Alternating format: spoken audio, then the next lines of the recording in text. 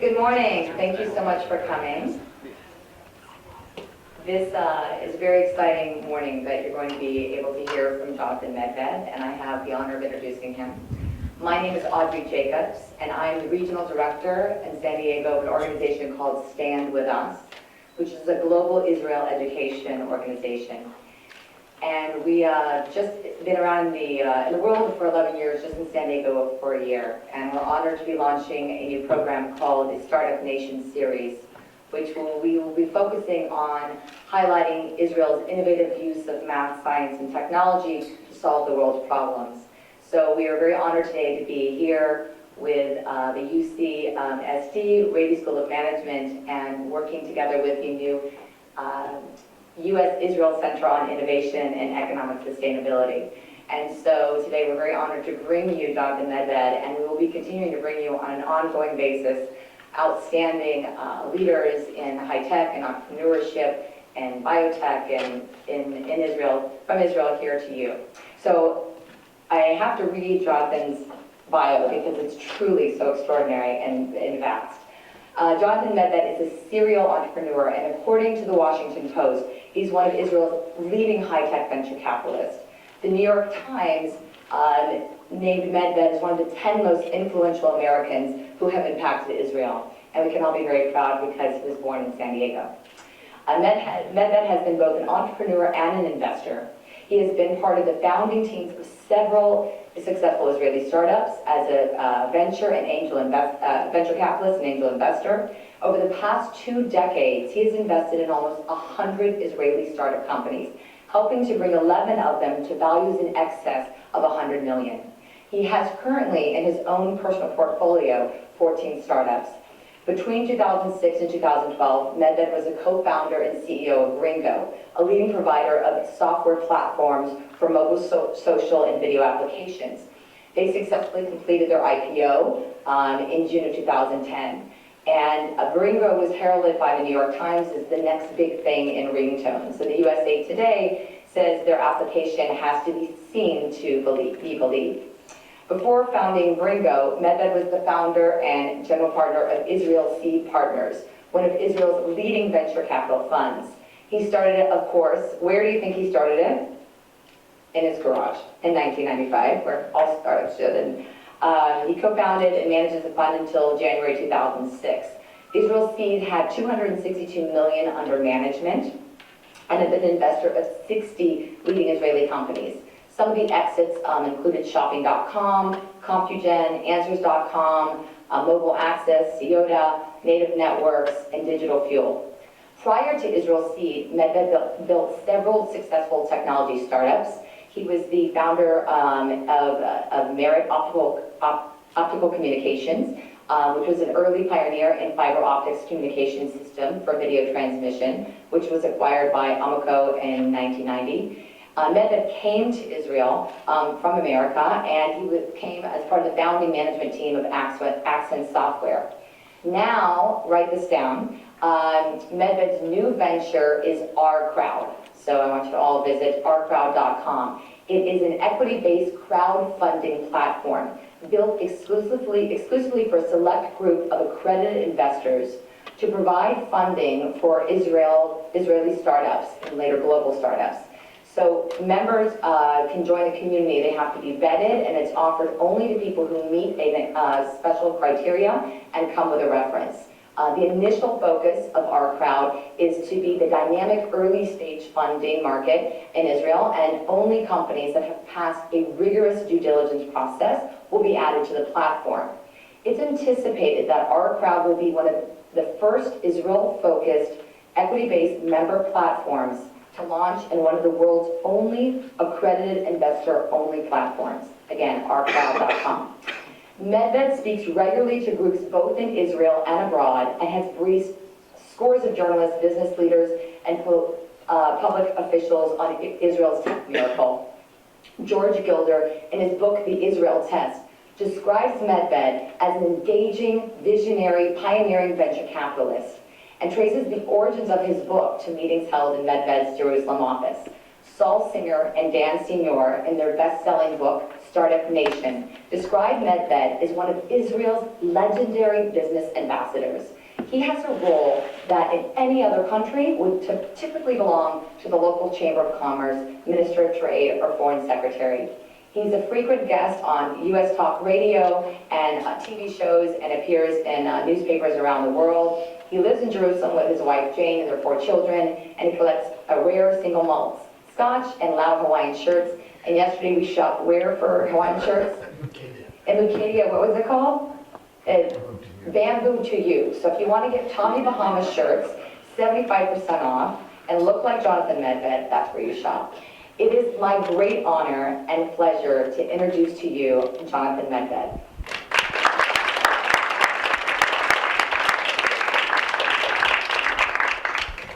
Thank you, Audrey, for that completely over-the-top intro.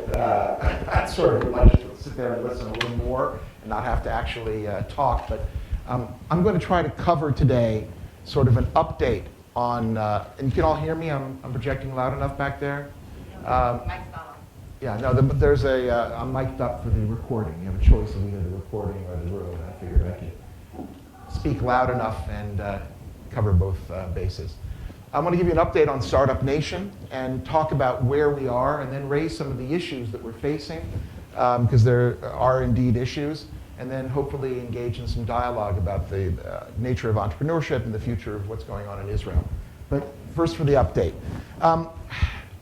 Israel's economy in general continues to outperform the OECD on a regular basis by about 2x. If you look over the last 15 years, roughly, Israel's growth rate has been 2x that of the OECD average, one of the 2 economies in the world, in the West, that did not contract at all during the global financial crisis, us in Australia. In the depth of the crisis, 2009, when the rest of the OECD was down over 4%, we were still growing, albeit at a lower rate, at about 1%. The Economist, which is clearly not a hugely pro-Zionist magazine, described Israel's economy with the power to astonish. If you look at what Bloomberg wrote earlier this year, and this is an extraordinary piece of data, which if you had talked about this 10 years ago, people would have looked at you and said, what? Israel was named by Bloomberg as the safest Western stock market over the last 10 years. On a risk-adjusted basis, we beat Hong Kong and Norway, the best place to put money over a 10-year period of time. Now, to Jewish audiences, this is a little strange, because many Jewish audiences knew this old Jewish joke, which is how do you make a small fortune in Israel? Bring a large one.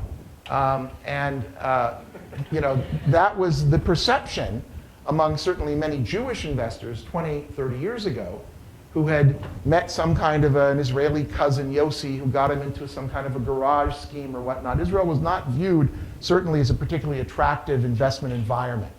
That has changed big time when Israel gets named now, not just Startup Nation, but in terms of our stock market outperforming others throughout the world. If you look at this last quote, which is from a pretty white shoe money management fund, Artemis, where the gentleman says, Mr. de Touchelec, says, Israel has very well-capitalized banks and an economy that is well-balanced. This is not an economy that was built on cheap leverage. This is a safe business model. Israel? Safe? That's interesting. We'll get back to that. If you look at the key data points in the success story, perhaps the one that comes back most is the prevalence of our companies traded in New York. Today, if you actually count companies that are traded in New York stock exchanges, and you rank them according to country of origin, Israel is number 3 in the world. The number 1, obviously, is the US. Number 2 is a new entrant who knocked Israel out of its traditional number 2 slot, and that new entrant is China, who have been very, very active in terms of taking companies IPO in New York. Israel's number 3. That's an extraordinary sort of problem in pattern recognition. Anybody who knows the relative populations, and we're not talking here about percentage or per capita production of publicly listed companies, we're talking absolute terms, that it's the US, China, and Israel in New York. It doesn't make any sense. And there was one Chinese gentleman in one of my talks about 4 years ago when Israel was number 2, who obviously thought so. And he raised his hand in the middle. He couldn't wait till the question and answer. Said, wait a minute, how many people are you? And I said, we're about 7 million, because at that point we were. Today we're closer to 8. We're growing very fast. He goes, only 70 million? And I said, no, we're not 70, it's 7. And what ensued was one of these Marx Brothers discussions where I was saying 7 and he was saying 70, and we weren't communicating until finally a gentleman next to him started talking to him. He says, wait a minute, my friend doesn't get it. He says, in China, we have cities with more than 7 million people, and you've never heard of their name. How is it that in Israel, with your 7 million people, if you really have only 7, he was basically dubious of this notion that we're only 7 million. He says, how come you have more companies traded than China? And I said, well, I hope that by the end of the talk, you'll get at least an inkling. I mean, I'm not sure there's a single answer. If you look at our job creation, we've basically been outperforming all comers since 2005 in terms of percentage of job growth. That hard line is Israel. The other line is urban China, Brazil, all obviously doing very well in terms of creating jobs. The anemic gray line is the Eurozone, and the pathetic black line is the US. Jobs are being grown in Israel at an incredibly rapid rate. And that's, again, due to the beating heart of the economy, which is the tech economy. And if you look at, and this, of course, is not working. Oh, there we go. Some of the news that's going on. And by the way, in that last slide, I failed to mention here, 2 slides ago, that Israel's foreign reserves have more than doubled since 2008. We have a very active printing press in the bottom of the Israeli treasury, which is printing shekels, and we use those shekels to buy dollars. And the shekel stays, still too strong as a businessman's outlook. We need to keep a cheap shekel so we can continue to export. Israel's consumption has gone up 10% in 2010, private consumption, which is another sign of the economy's robust health, not just in terms of growth, but in terms of spending that's going on. Major players are moving into Israel all the time. Apple Computer has just announced that they're building their world's second major research center outside of Cupertino in Israel. This follows their purchase of a company called Anobit, which they bought, who did the flash memory module for the iPad, and they're now moving into Israel in a major way. Cisco just bought their 13th company in Israel over the last decade or so. This company was called NDS, News Datacom Systems. It was a company that Rupert Murdoch had purchased in 1992 for $15 million, based in Jerusalem. And Rupert sold it, together with some private equity guys who got in just recently, to Cisco for $5 billion. So a pretty good piece of news for Rupert, who hasn't had much good news lately. But if you look at literally every week, there is some kind of an event going on in terms of exits and in terms of just the Israeli tech scene. If you just try this out, you'll see that what I'm saying is correct. But literally, it's so dynamic that it's going on literally on a weekly basis. The key heart of this engine is the venture capital industry. And Israel didn't have one more than 20 years ago. The first fund was established in 1986. That stayed the sole fund. It had a whopping total of $26 million under management. It was called Athena. And in 1992, the floodgates opened. There was a government program, actually, that helped to encourage the growth of the venture capital industry. And today, there are 50 or 60 funds, about 15 billion under total management. But what's really important is the presence of the US, Europe, and Asian funds in the Israeli market. They're coming all in a big way.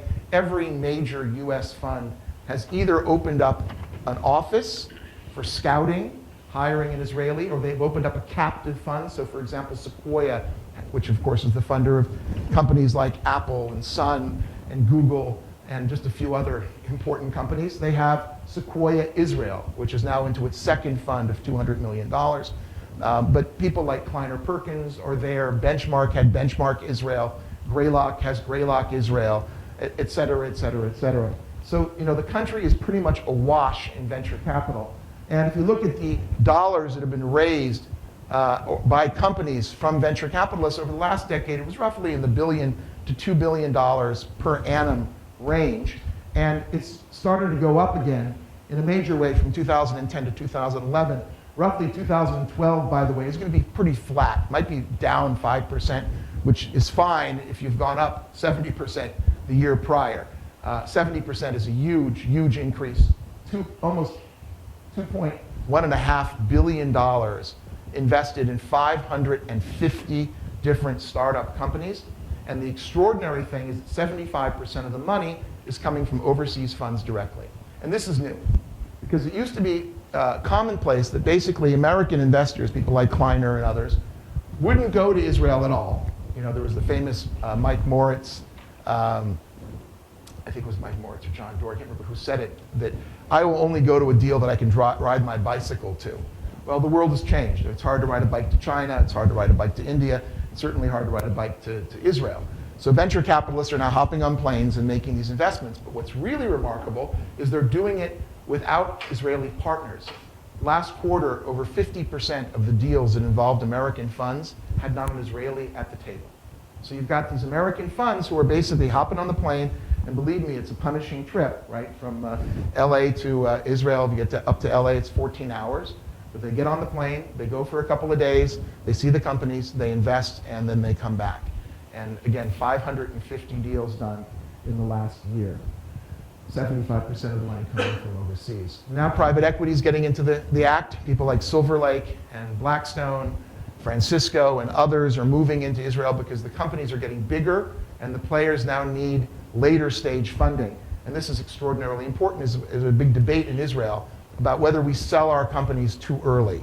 We talk a lot about premature exit in Israel. As you'll see in a second, we specialize in small exits, lots of them, but small ones.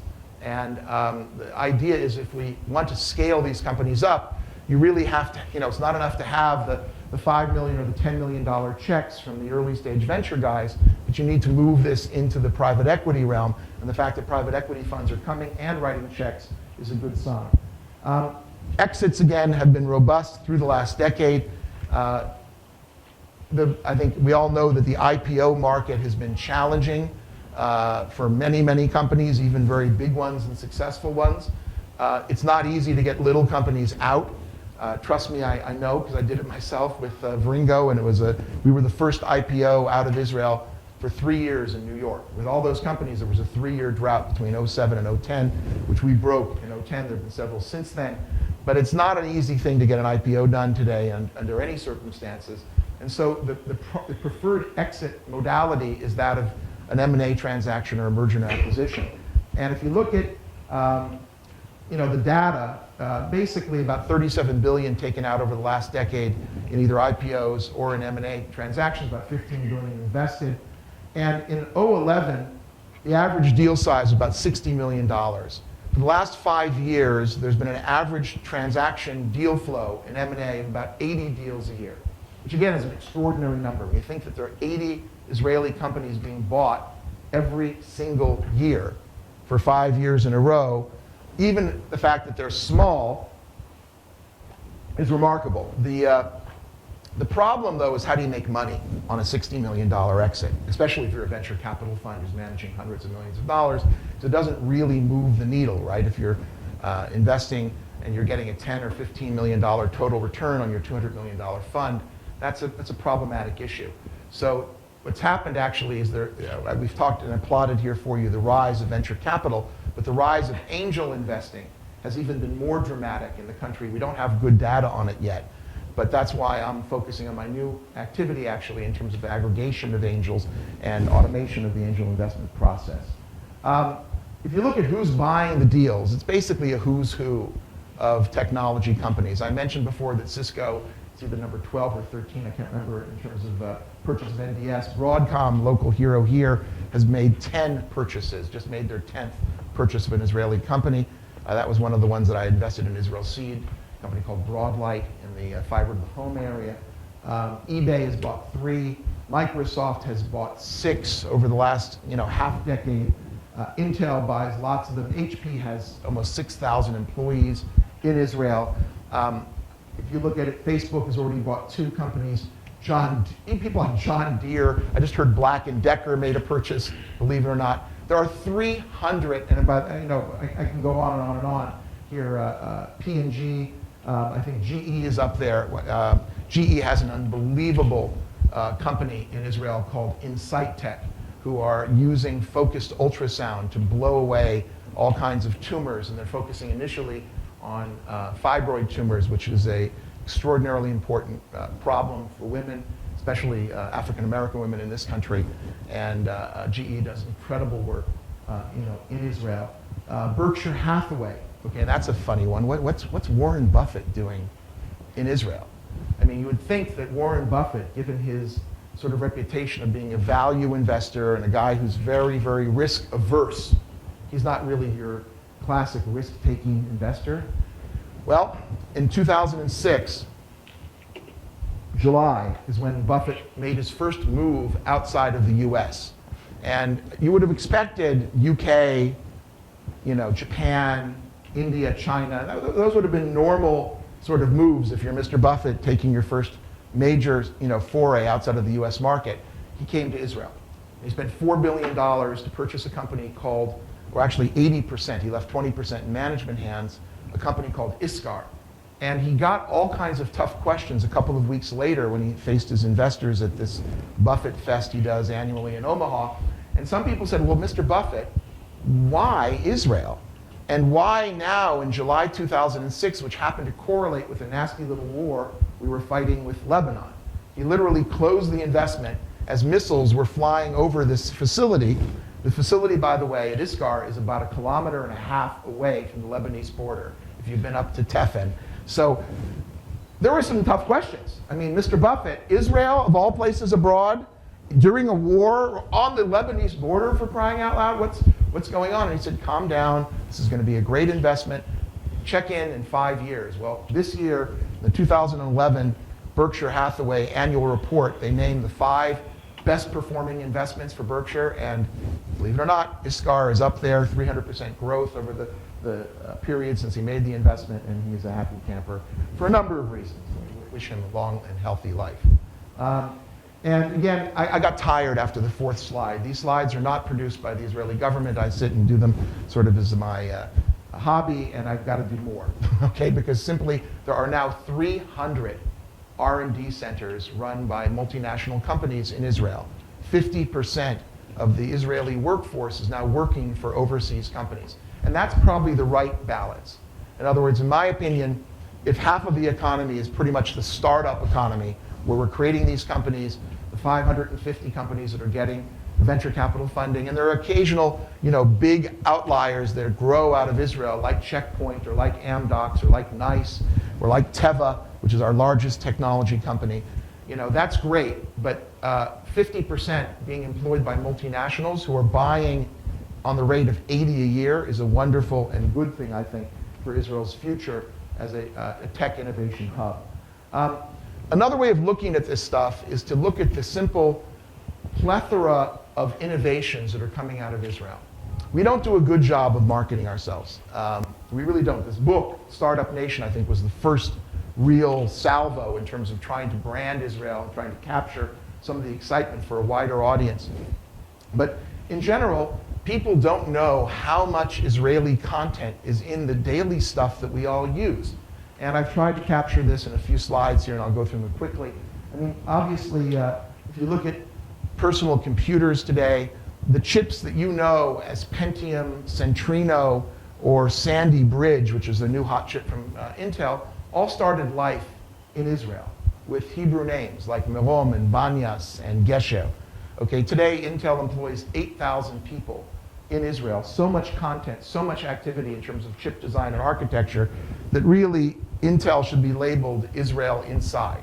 Okay, because it's that important, to the future, of the corporation. But even things like printed circuit boards, which is not anybody's idea of a particularly high-tech business. It's something which I think we'd all love to live with single chip, devices. But still we're living with boards and mini boards where you populate the chips on the boards.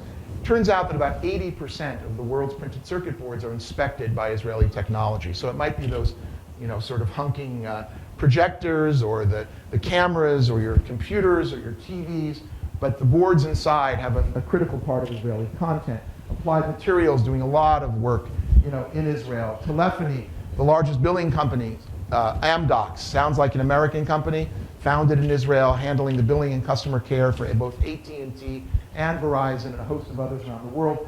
call centers. You pick up the phone, you call Hertz or Hilton and says, this call is being monitored for quality assurance. You can rest assured that there are people from Israeli intelligence who have created software and listening to your phone call and doing a good job of it. None of you guys are probably using, at least the younger ones here, voicemail. Voicemail is totally out of vogue. Okay, anybody who's under 30, sticks their nose up the voice. This my kids do. They don't want to use voicemail. I always say, I tried to reach you. I left you a voice message. Dad, don't listen to voicemail. But the reality is that Israel had the biggest voicemail company, Converse, which has had some hard times because the CEO went on the lam to Namibia, running away from the feds. I think he's now settled, thank God. But in any event, voice over IP, invented in Israel by an Israeli company called Vocaltech. Skype made the money. We get the historical credit.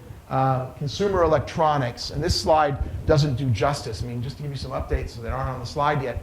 Kindle operating system developed in Israel, actually for Amazon by Sun in Israel. If you look at Kinect, that incredibly hot-selling Microsoft gaming platform, the technology for the gesture recognition comes from PrimeSense. If you look at DVD chips, which is another declining market, the leader was Zoran, just bought by Cambridge chip company. Satellite TV, I mentioned NDS, which makes the conditional access chips, just bought by Cisco. If you look at cable TV, every head end probably in this country has multiple sources of Israeli content. If you look at software in the internet, the famous case, of course, of ICQ, which invented instant messaging, well copied by many others. That blessing or plague, depending on how you view instant messaging, was created in Israel. Antivirus, there's not an antivirus on the planet that doesn't have a bunch of Israeli content. Firewalls, which literally, it's one of the amazing statistics is this company that invented the firewall, Check Point, still supplies all 500 of the Fortune 500 with some kind of one of their products. If you look at the life science area, literally, Teva today is so big that they've become the largest purveyor of capsules and pills in the US market. They sell more pills as any company in this country, even more than Pfizer with Viagra, which is an impressive statistic in my opinion. You look at that wonderful company, Given Imaging, which are the inventors of the pill cam, a little pill that you swallow and then it transits the body and reports back. This was an investment that I missed as a venture capitalist. We saw the company, and when they came in and showed us this camera, which was not as small as it is today, it was about this size, they said, we're going to make it even smaller and put it in a pill, and people are going to swallow it. We had a huge debate at the partnership because many of us thought this was a cool idea, and many of us thought that nobody in their right mind is going to swallow, no matter how small, a video camera. Okay, what happens? It gets stuck. NBC tries to broadcast to me. I mean, it just didn't make sense. And so unfortunately, the partnership divided. We didn't invest, and this is now $1 billion company saving all kinds of lives and doing great stuff. If you look at environmental and clean tech, and this is really, I would call it hidden good news. Israel has leadership positions in a lot of technologies in this area. Start with water. Literally, Israel leads the world in terms of recycling wastewater. Today, about 70 to 80% of Israel's water is recycled, which is an extraordinary number. The closest competitor is Spain, who are about 15 or 20%. The rest of the world, even California, wastewater in prodigious amounts, okay, in terms of not recycling it. Israel invented the reverse osmosis process in Ben Gurion University of Negev. We have some of the largest desalination companies in the world, IDE. Drip irrigation, which allows for agriculture in dry climates, was invented in Israel at a place called Kibbutz Be'eri. Biggest company is now Netafim, which means drips, headquartered, by the way, in the US in Fresno, California, producing a bunch of jobs in Fresno. And you look at, we're building the biggest dairies in the world. This company, Afamilk, which private equity just invested in, is a product of a kibbutz, Afikim, and they have got these huge hundreds of millions of dollar contracts from both China and India to start building industrial scale dairies into two economies that have never had industrial scale dairies, the biggest dairy plants in the world being built with Israeli technology. Takadu doing water management. There are about 400 Israeli startups in the water area now. I mean, it's incredible how much water technology is being done in Israel. Solar, There's the company Solel, which is the remnant of what was once called Luz, that built a facility out in Barstow, which is actually still the largest producing utility-grade solar farm in the world, and it's been up and running for 20 years. The newest, biggest farm is going to be built also by an Israeli company called Bright Source near a place called Ivanpah, also in the Mojave. The biggest problem they have, though, are about 20 desert tortoises that need to be taken to a spa so that they get out of the way and let us save the planet. The question you have to ask yourself is, okay, so why is this going on, right? In other words, how does this little country, today 8 million people, produce so much technology, attract 300 multinationals to continue doing R&D, generate so many new ideas, so much venture capital, so many exits, so many companies traded in Wall Street? What's going on? And this is a hard question. If you really want to get into it, go read the book Startup Nation. I think they do a very, very good job of looking at the cultural environment that allows this to go on in Israel. And it's not about brains. Okay, in other words, brains are necessary but not sufficient. Lots and lots of countries have brains, and many of these countries have tremendous universities and tremendous brain power, and yet don't have the startup culture. And to have startup culture, there are a couple of key ingredients which I think are present here in San Diego, present up in Silicon Valley, and certainly present in Israel, wherever you see startups start to flourish. And the first is an attitude towards risk. If you have a risk-accepting society, you have a chance of creating this sort of startup culture. Most societies abhor risk. Risk is a pejorative term, right? Risk sounds bad. Stay away from risk. Well, guess what? We don't have a choice. We live in risk central, right? We live in a country where you wake up in the morning, you turn on the radio or the TV or read the paper, and you read about President Whackjob essentially, threatening to wipe us off his map. Except we never were on his map to begin with, which is a neat trick. I mean, I don't know how you wipe somebody off a map when we weren't there, but we live in a world where our basic existence is questioned. And that's real risk, right? That's existential risk. God forbid they should have nuclear weapons. How does that risk compare to starting a company and losing a job, or God forbid losing this gentleman's investment money? It doesn't. It's just so much of a little blip. So while in some countries, if you're an entrepreneur and you fail, God forbid, and you've lost your job and you lose somebody some money, you got to be put on suicide watch, okay? Because it's so embarrassing and so terrible to have that failure. In our country, it doesn't work that way. Just get over it and get on with your life.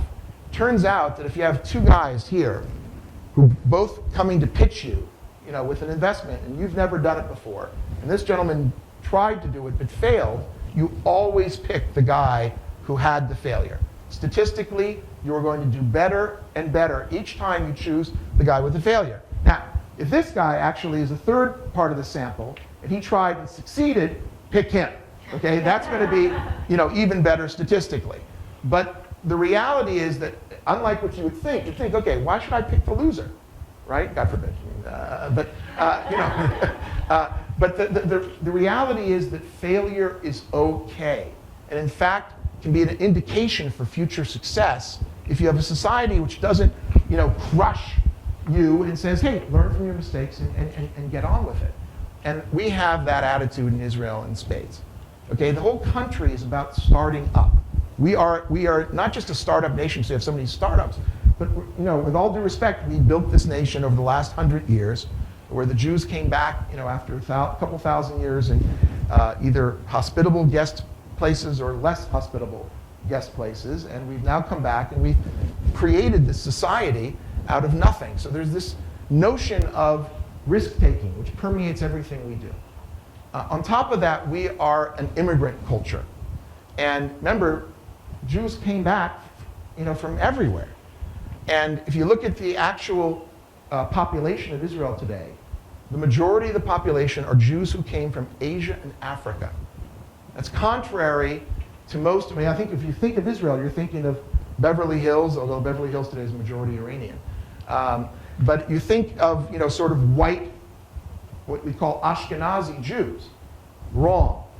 Israel, the majority of the population are Jews who come from Asia and Africa.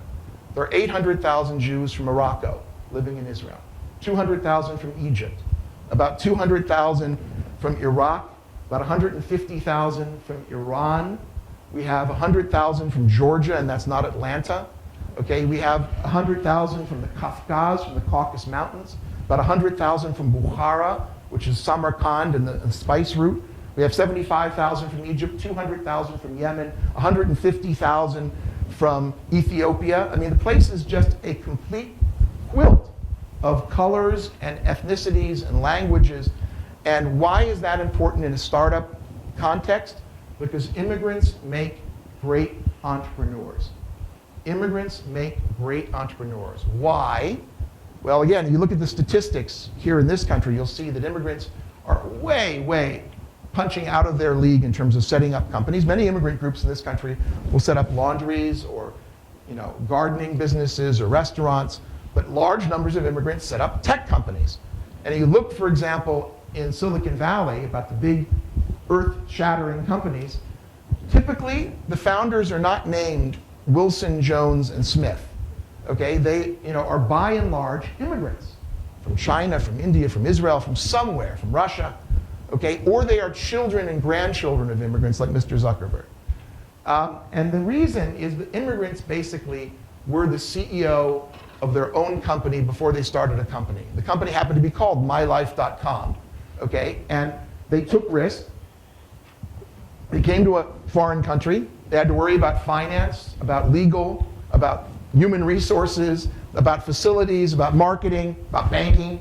And so it turns out that an immigrant has a better chance of setting up a business than your average Joe, because they've already been there and showed that they have that kind of gumption to start up. So that's a big part of what we have. We also have a society which is so small that everybody basically is either connected on 1 degree of separation or at worst 2 degrees to this whole thing. And it's just, you can't escape it in Israel. And not everybody is employed in software by Microsoft in the country. But when you think about who the drivers are driving in the transportation industry, whether it's logistics or cabs or buses, who the food service guys are cooking for, who the insurance people are selling insurance, who the travel agents are servicing, who the conference organizers are handling, who the entertainment people are playing for, who the caterers are doing lunches. It's literally the high-tech industry is at the center of all of this. And each time one of our entrepreneurs sells a company, it becomes front page news in the single papers that are read by the entire country. And so you have these little boxes, usually it's a picture of showing happy 30-somethings throwing money in the air, hats, and headline is so-and-so sold their company for $100 million. And literally everybody knows about it. And then there's a little box that says Shmulik got 10 million and Yossi got 5 million. And what happens is that Shmulik has a friend, Chaim, from his childhood, and Chaim's mother sees this. And she gets on the phone to Chaim and says, Chaim, Shmulik just made $10 million. What are you wasting your time with at Intel? Go start up a company, so that everybody is involved. It's really part of the overall culture right now. Now, in addition to that, we have the Israeli army. And it's not that just this is a great place for technology, whether it was the origins of our antivirus or our firewalls or the miniature cameras that went into the pill. All of that's true. But the Israeli army is a great place for training our future entrepreneurs. Because our kids, the best and the brightest, first of all go to the army. It's opposite, really. I mean, here in America, thank God, there are still people from the elites who still serve the country. But by and large, if you look at the makeup of the army, it's from less privileged groups who send their kids to the army. In our country, it's exactly the opposite. That the top elements and echelons in the society, they're all competing for army units the way that you guys compete to get into the Rady school or Harvard or Yale or MIT. So when I get a resume at the end of the day, and I look at trying to evaluate this entrepreneur or a potential employee, I look first at what army service that person did, because that tells me more about that person than the than the schooling and education. And so when they get there, they just, it's hard to describe. I've got 2 kids now who are officers in the Israeli army. One actually is an officer, one starting officer training. And my 20's 23 now, who's an officer, he's got a little management project going. He's got his 5 guys reporting into him. He's managing on an iPhone by and large. But he has gotten life experience which will be immeasurable for him when he gets out of whatever he does.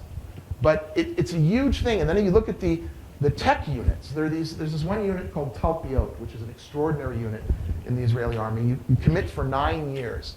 They take 40 or 50 people each year. It's been profiled in the Wall Street Journal. It's pretty much a hothouse for entrepreneurs.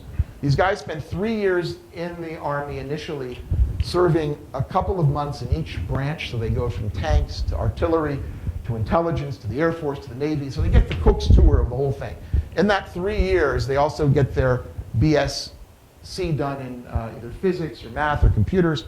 And then the last 6 years, they manage a program. They don't work on a program. They are handed a challenge to basically create this networking or this facial recognition or this communication or who knows what, or this weapon system.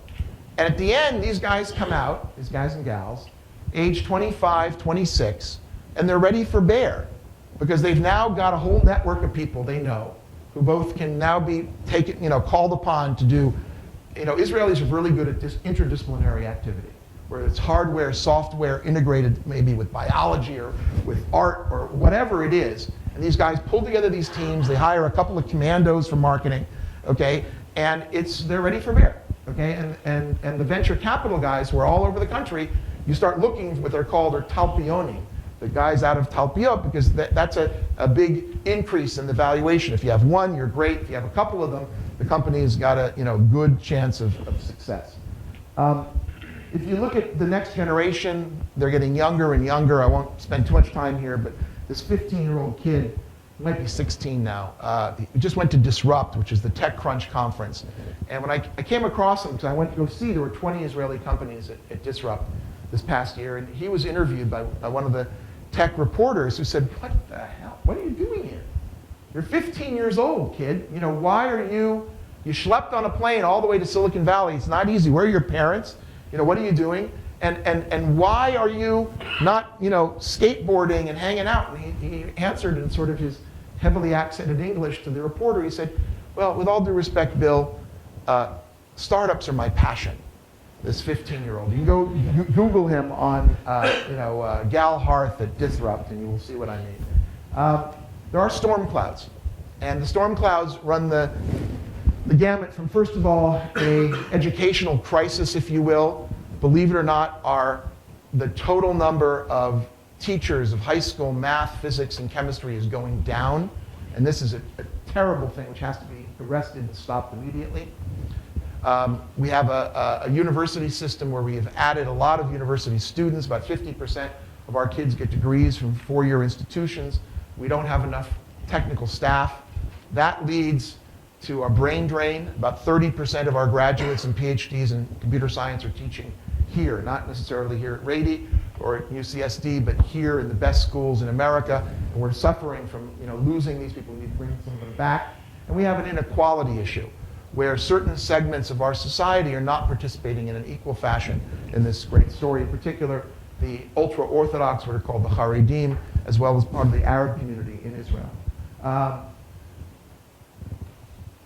Last but not least, one of the secret elements of this, maybe not so secret, is the strong connection between the US and Israel and how it powers this kind of what I call the virtuous circle. Because the money starts off either in the venture capital or in the limited partners who fund the Israeli venture capital fund, starts off by and large here in America.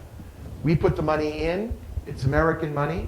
These Israeli companies come to America, create jobs here, hire American managers, ultimately build products that are sold in America because we don't have a really big domestic market, and then ultimately go public in the US, and then get bought by US companies who then either access their technology early or access their market presence. And then they start it all over again. And so that this teaming between Israel and America, and increasingly with other countries too. I mean, Israel has a strong trading relationship with Europe and a growing trading relationship with Asia, in particular China and India. But we couldn't do it on our own. And what's amazing is how this is having an impact on US jobs and economic recovery. And if you look, for example, at what's being planned now for New York, Mayor Bloomberg has announced the winning of a partnership that was set up by the Technion, which is our version of MIT, our leading technical university, and Cornell, just beat all comers to set up this new innovation center on Roosevelt Island. It's going to generate essentially something like 20,000 construction jobs, 8,000 permanent academic jobs, 30,000 jobs in the spinoff, $23 billion of economic activity. If you think this is just pie in the sky, then you got to look at the data that's come from Massachusetts, where they've actually studied the impact of the Israeli innovation economy on the local economy. And we need to do, by the way, a study here in San Diego and in California to get similar data. But this data is stunning. And you realize that there are today 137, based on the last count, companies in the Boston 128 area who have their roots in Israel. There are 21,000 Massachusetts jobs and $7.8 billion of overall economic activity that is directly traceable to Israel. Now, in America, which is seeking jobs, which is seeking a way to get moving again, this kind of a jump start is extraordinarily important. And it's all about how this relationship really works between the US and Israel. We are very, very blessed to have this relationship. And I think that as the economy becomes more and more dependent on innovation to get moving, right? In other words, innovation is simply the most important element in economic growth. And I think that Israel and America should get closer together. And I think that sessions like this, are very important. I'd like to urge you to come visit Israel. Contact me if you do. I'd be happy to, meet you and show you what's going on. And thank you for your attention. I'd be happy to answer your questions. Thanks a lot.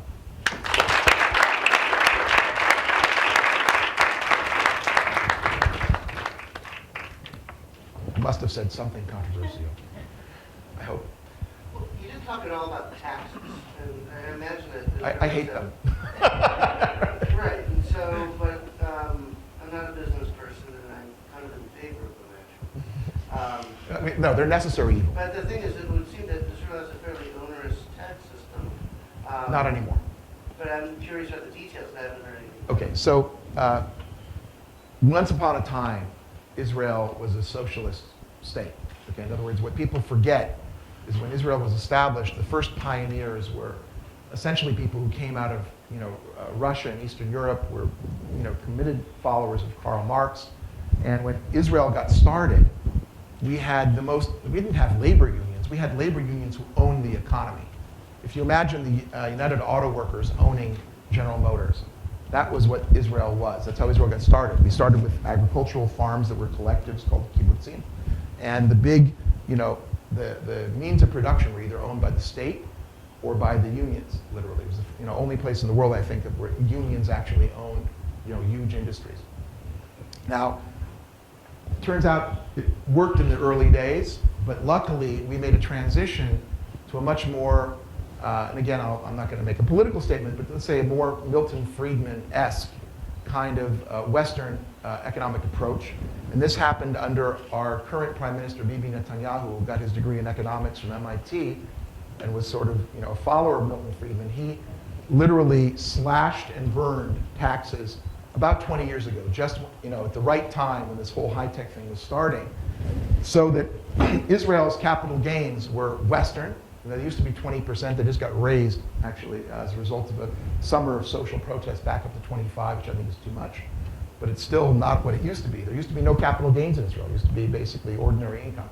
But today we have a capital gains regime. I think America is going up from 15%, to another number potentially. Our ordinary income is pretty much in line with the US, because when you talk about California or New York, where you have both federal and then state income tax, we're right in lockstep at 45% at the marginal rate. In Israel, overseas foundations or pension funds pay no tax in Israel. It's looked through in terms of being able to take advantage of their tax-free status in their native home. But more important than taxes is that our whole business system works really efficiently in terms of setting up a company. You basically can have an idea within 24 hours you're up and running. It's not like France or other places where we have layers of bureaucracy. But just to follow up on that, Sure. so was the marginal tax rate that's actually higher than ours No, it's not higher when you take U.S. federal and California. But you're talking about Massachusetts, New York, California, Right. among the higher tax burden states. Sure. With also the highest entrepreneurship, Absolutely. intellectual property, doesn't seem to be doing anything badly. And so you say you hate taxes, but you're doing awfully well. And so the point is that There's a certain threshold by which, Yeah. look, today we're dealing in a global world. And as you can ask your Israeli colleagues who are living here, you pick up and you go wherever you want to go. And you find a job, and you can pick up and you can raise investment wherever you'd like. And the reality is that you're right. There's a certain, call it fudgeability or flexibility, where you can raise taxes. But at a certain point, when you get to what like England did, at a certain point when there was 80% taxes, capital fled. No one in their right mind is going to do that. So, I don't know. I'm not a politician, right? I'm not even an economist. And I don't know whether that threshold is 40 or 45% or 50%. But for me, as an investor, it's all about capital gains. And when you start talking about 25% capital gains, I can live with it. Okay? When you get much beyond that, it gets scary. Okay? Because there's simply other places to go and set up and domicile your company and get it going. And so I think that you have to be very, very careful in terms of trying to milk the cow too much. Yeah. Back to what you were saying about the Haredi. I know that Haredi, obviously the Orthodox, they have significantly more children than the secular population. And the secular population, they go to the army, they go to schools, and they're probably more involved in the startup name. More productive. They're more productive. Considering the Orthodox are going to keep growing more in population, do you think that Israel can sustain the momentum it has right now? That's a big question. Okay, in other words, right now, bringing the Haredi population into this story is a national challenge and a necessity, because their population is growing as a percentage of the population. Israel's got a very dynamic birth rate. I mean, our average births per woman are 3. Okay, now if you look at Europe today, there are societies in Europe where the average is 1.2, where literally in 25 or 50 years, the population is going to, it is collapsing in places like Spain and Italy and France. Okay, there simply are no kids. Israel, you just walk in the streets and you see kids and kids and kids. What's interesting about this is that while a lot of it has to do with the ultra-Orthodox, a lot of it has to do with secular and what are called modern Orthodox. I've got a yarmulke on my head, but I believe in embracing both the past and the future. But what's happening is it's changing. The Haredim are now entering the workforce. There are, lots of Haredi entrepreneurs who aren't getting publicity, but they're there actually starting up companies. There are 10,000 Haredim in universities now and colleges learning degrees. There are more and more Haredim going to the army. This year, I think it's going to hit 3,000. It needs to be a lot more. But I think over time, we'll figure this out. The trick is to do it in a non-confrontational way, because you can't stigmatize a population. Even if you don't like them, if you think that they're backward or looking back rather than looking forward. The idea is how are you inclusive? How do you unlock that? And the reality is economic, because these guys, as long as you cut government subsidies to their families, which has been done over the last decade. In other words, there used to be tremendous government subsidies for learning in yeshiva and whatnot, and all kinds of social entitlements. If you cut them, which they have been cut, these guys are going to work, and they are. And I see it, in a major way. What solutions would you suggest to the education problem in Money. It's complicated. It's money, and it's freeing up the educational bureaucracy. Let's start with the universities. Israel has 7 extraordinary universities. 3 to 4 of them are constantly in the top 100 in the world, and that's an incredible thing. What you don't realize is Israel has only 7 universities, and yet 3 or 4 of them are named consistently in the top 100. our universities do a great job of creating IP, intellectual property, and licensing it. We're among the top 10. We have 2 in the top 10 in the world in terms of revenue from royalty payments, which is a great thing. The problem is we don't get the donations from private donors the way that you guys do here. And you'd say, wait a minute, Israel is hugely successful in gathering charity payments. How come they can't get these big donations for universities? Well, in this country, what happens are the big named gifts of $50 million and $100 million are what makes the university world go round and round. And it turns out that every year there are dozens of these kinds of gifts being given, a large number by Jewish people, and yet these kinds of mega gifts aren't being given in Israel. Literally, there's one that I'm aware of that has been a $100 million or larger gift. Okay, there's now a $75 million gift being given to Hadassah.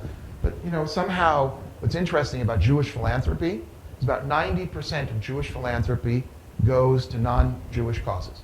Thank God, America benefits enormously from it, whether it's hospitals and universities and theaters and opera and whatnot. And you can see them all over the country. But somehow we need desperately to tap into this philanthropy. And by the way, non-Jewish philanthropy, which is now a very exciting thing. There's a lot of non-Jewish money flowing into philanthropic things in Israel, believe it or not. It's extraordinary.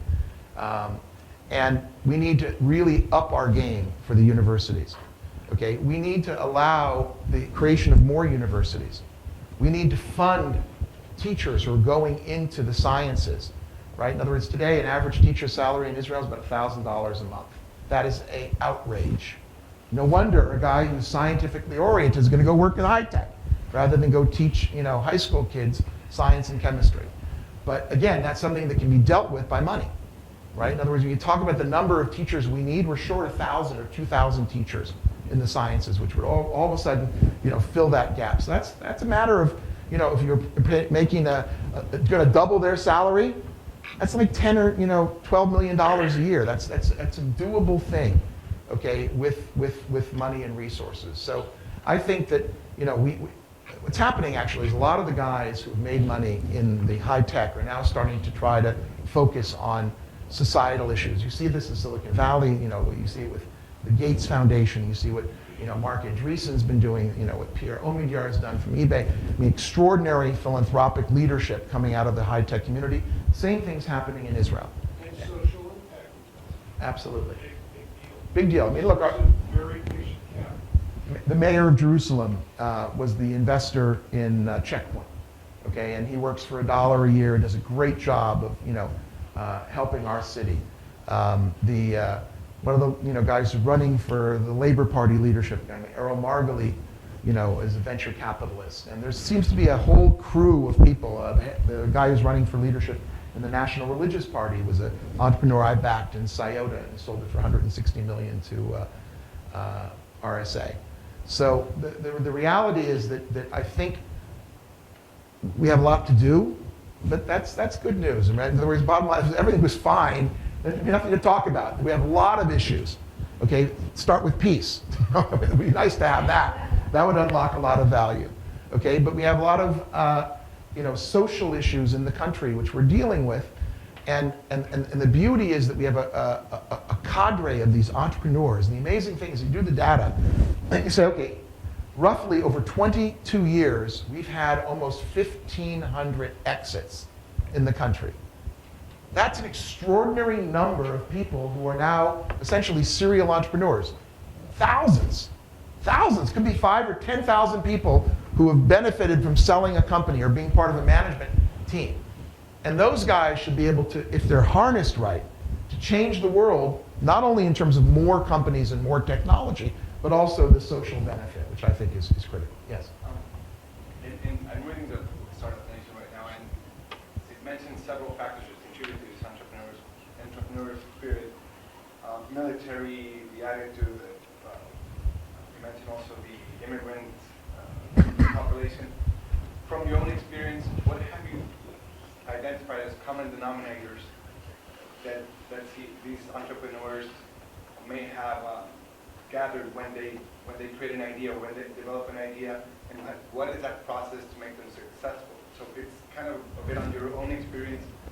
How do these Israeli entrepreneurs identify opportunities, and then how do I make them successful? Wow. Ain't as short as Yeah. Look, all I can do is I can talk to you about myself. Because I'm a serial entrepreneur. I've done a bunch of stuff, where I started from scratch. And this last idea, which I'm dealing with, and I'll put a slide up so you can see it. Those are books to read. If you haven't read these two books, they're both good. This is a great website called nocamels.com. Israel 21 is another one. And this is my new thing. So I really wanted to go to the beach. Okay, I wanted to go off and take some time off. I had a successful exit with my mobile software company. I wanted time. But the way that I came up with this new idea was that I saw that there was a need. Okay, in other words, there was a need that I didn't go off looking for a need. I felt this need. And the need that I felt was that I do a lot of this speaking about Israel. And at the end of many of these talks, people, especially investor groups or charitable groups, hand me a bunch of business cards and say, get me into a deal. Okay? And I said, what are you talking about? I said, go buy Checkpoint stock or buy Teva. I said, no, I don't want to do public companies. I want to do private startups. Get me into a deal. I said, sir, with all due respect, I don't know you. Okay, you're giving me a business card. How am I going to get you? I mean, how do you even deal with that? Okay? And so I collected all these cards, and I would go home and I'd look at the shoebox, and the second shoebox filled with all these business cards. People wanted to get into a deal. And then I started reading about the sort of the incipient crowdfunding market, where people like Kickstarter and Indiegogo were raising ridiculous sums of money. And all of a sudden I said, wait, people are throwing money at things on the internet, based on a 2-minute video? And then I read about what was going on in the Jobs Act and the legislation that's happening in terms of allowing the crowdfunding to happen. And I put 2 and 2 together. Okay, in other words, I said, wait a minute, maybe the beach is not going to happen this year. I have to wait a couple of years, and I've got to go figure out a way to let people access these deals through crowdfunding. And then I had a lot of work being done on the regulatory side. But basically, I think that people come up with ideas from their expertise, from their environment, from things that they know about. I mean, there are always, every now and then, you'll find people who will start a company completely out of left field. But usually it's because either you know somebody who's doing research in the university and you latch onto that, or you've seen a problem, you've experienced it. I funded a company that was essentially YouTube before it was YouTube. It was a little early. It was 1998. And these guys walked into my office and said, we have this crazy idea. This is back in the day when there was 19.2K connectivity. There was no broadband. And they said, we were on a trip in Thailand, and we were taking, all these little videos. And we wanted to get the videos back to our friends in Israel. And we didn't know how to do it. So we'd like to build a website where you could actually post a video and let anybody see it. And we think that other people will actually like to see it. And that's how, we actually funded that company, and we hired the CEO of TV Guide, and we lost all our money because it was the wrong time. Okay? In other words, timing and vintage becomes critical in venture capital. And a year before YouTube was established, we were shutting this company down. Okay? God knows. Okay? But I think that people create ideas based on some kind of a connection process between understanding a market need that's connected with their life. Okay? I think there are fewer people who sit down and sort of a scientific method. So, okay, let's go look at the 3 or 4 hottest markets. We'll figure out that doesn't happen as much as the earlier. Yes. Last question. Okay. So, as a person who has, I'm really fine that I have numerous projects in Israel. A good friend of mine is now the director of the Inter-University Institute, which is in IDC. Yeah. No, in Eilat or in Herzliya? In Eilat. Yeah. The Inter-University Institute. Okay. He's just been informed by Trachtenberg, who you probably know very Yes. well, that they're going to cut the funding. to Yeah, that, God forbid. which is sad. Postdoc in my lab is now being recruited. She met with the president, I think, of Tel Aviv University, because they're trying to bring back Israelis as part of this brain drain thing. Right. But more interestingly, I was actually in Denmark a few weeks ago giving a talk, having dinner with some colleagues, and one of the guys, the host actually was marveling at this carbonated water and informed me comes from He Israel. knew that I was Jewish. Well, no, he said that I didn't buy the SodaStream product because I knew that the Israelis were using Palestinians. This is a quote. And What is your question, please? Okay, but I wanted to know, I'll finish in a second. Give me a second. Yes. He said I didn't want to buy that product because the Israelis were using Palestinians to manufacture this. Now, I decided not to get into socio-political comment with this guy at the point. Good choice. No, because I could see where that was going to go. But I guess my question is, what would you have said to the guy? And Israel does a lot of good in the world. You hear about some terrorist thing, they'll send a team of medics and things like that. I guess I sort of worry about the global perception of Israel and how that may affect Business. this business. So I think that's a reasonable I think it's a very more than reasonable question. I think Even though it took a long time. No, what I would have, it's a good question. I think an important question. What I would have done at that dinner is exactly what you did. Okay. Okay, especially if there's a colleague who I like and I need to work with. Right. Sorry, life is too short. Politics is just so, it just pisses people off. Right. Okay, and there's a reason why that old adage is you don't talk politics or religion, in a business setting, because, you're really not going to win points. What's interesting is that you look at Europe, for example, and Europe, there are many people who have, issues with Israeli politics and Israeli policies, and yet our trade with Europe is booming to the extent that Europe is, able to trade with anybody because they're sort of going broke at the moment, or many countries there. The UK, our trade with the UK last year was up 50%. Okay, and there's a lot of noise about Israel and the UK environment, yet our trade's going up. And I think that what's even more remarkable is how our trade with the Arab world is going through the roof. Year on year, Israeli trade to the Arab countries is going up over 20% a year. And again, it gets no print, no coverage, no one talks about it. And trust me, they're not doing it because they like Israeli policies, right? They're doing it because it's business, it makes sense. And so if you go, for example, and look at the El Al flight that leaves Tel Aviv and flies to Amman, and then you switch over to Dubai, there's a whole plane load of people, many of them with yarmulkes. They take their yarmulkes off, they put the baseball cap on, and who the hell do they think they're fooling when they get off, with a big black beard and a baseball cap? Like, I'm not Jewish, it's like, but in any event, I think that in general, we need to find bridges where we can communicate and do things. I mean, what's amazing about Soda Club, which is there's a company from Israel who pretty much owns the world market today in these little cartridges. It's sort of like, think of Nespresso and coffee, but for, carbonated drinks. And it was a private equity investment, actually. It took an old company and spruced it up. It's now over $1 billion market cap on NASDAQ. People made fortunes. But what you don't realize about this wonderful company is, what it's doing? It's saving tons and tons of plastic. Because everybody who buys this thing uses a single plastic soda bottle. So instead of schlepping home, buying all these, disposable plastic. So it's again crazy that, rather than celebrate what Israel's doing, okay, by literally, removing hundreds and thousands of tons of plastic in the world, someone's, having a beef with us. I think ultimately, this is just a lot, I hate to use the word, noise, okay? And in Hebrew, there's a phrase that, and I won't use the Hebrew phrase. No, I'm not going to. But in any event,